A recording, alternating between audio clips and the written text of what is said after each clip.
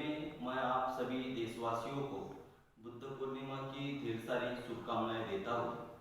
साथियों, बुद्ध उसे कहते हैं जिन्होंने बोधि प्राप्त किया है। बोधि उसे कहते हैं जो चित्त की चेतसिक आदर्श स्थिति जो कोई भी मानव मानवीय प्रयास से प्राप्त कर सकते हैं।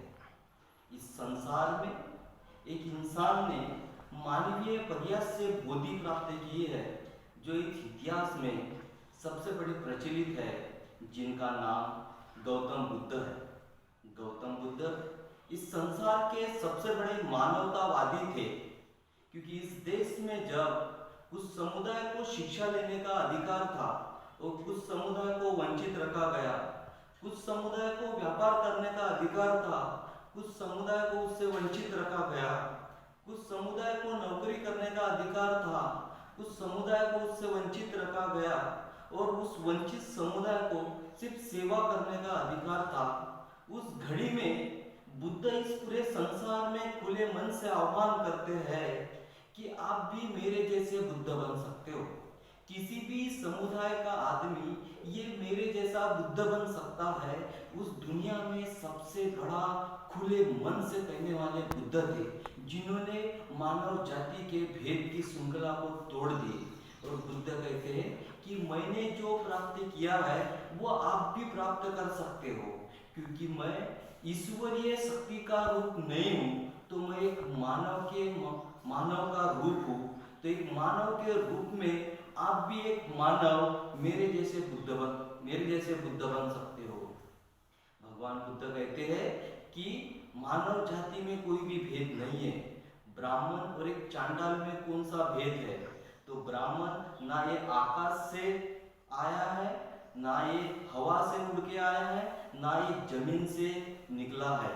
तो जैसे चांडाल ये किसी ना किसी स्त्री के गर्भ से उत्पन्न हुआ है, वैसे ही ब्राह्मण एक किसी ना किसी स्त्री के गर्भ से उत्पन्न हुआ है। तो बुद्ध ये पहले ऐसे व्यक्ति थे जिन्होंने इस मानव जाति के भेद की श्रृंखला को तोड़ दिए और एक मानवतावादी विचार बुद्ध ने आगे में रखे हैं। तो बुद्ध को इस पूरे संसार में उनको पूजा जाता है, उनको वंदन किया जाता है। जब इस संसार में बुद्ध की पूजा की जाती है, तब बुद्ध की पूजा ये ईश्वरीय शक्ति के रूप में पूजा नहीं की जाती, तो बुद्ध के गुणों की पूजा की जाती है। बुद्ध को जो हम अर्पण करते हैं वो अर्पण कुछ प्रतीक के रूप में हम अर्पण करते हैं। जैसे कि बुद्ध को हम पुष्प अर्पण करते हैं, तो पुष्प ये अनित्य का प्रतीक है। जैसे कि अभी सुंदर दिखने वाला पुष्प ये कुछ समय के बाद में मुरझा जाएगा, वैसे ही अभी हम जो दिखने वाला सुंदर शरीर है ये कुछ समय के बाद में मुरझा जाएगा। तो उस प्रतीक के रूप में हम बुद्ध को पुष्प अर्पण करते हैं। हम बुद्ध को सुगंधित धूप अर्पण करते हैं। धूप ये सिलवान व्यक्ति के प्रतीक के रूप में है। जिस तरह से हवा का रुख होता है, उस तरफ सुगंधित अगरबत्ती का धूप प्रवाहित होता है।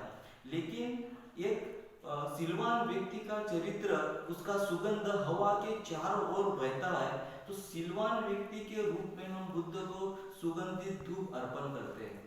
हम बुद्ध को दीप प्रज्वलित करते हैं, तो दीप ये बुद्ध की प्रज्ञा का प्रतीक है। बुद्ध ने प्रज्ञा रूपी दीपक से अज्ञान रूपी अंधकार को दूर किया है, वैसे ही हम भी प्रज्ञा रूपी दीपक से अज्ञान रूपी अंधकार को दूर कर सकते हैं और हम भी बुद्ध के जैसे बन सकते हैं। तो हम बुद्ध को अभिवादन करते हैं कि हम भी आपके जैसे बताए गए आचरण और बताए गए शीलों के अनुसार हम आचरण करेंगे और आपके जैसे हम बनेंगे और आपके जैसे मानवीय रूप के जैसे मानवीय प्रयास से हम भी बुद्ध बन सकते हैं।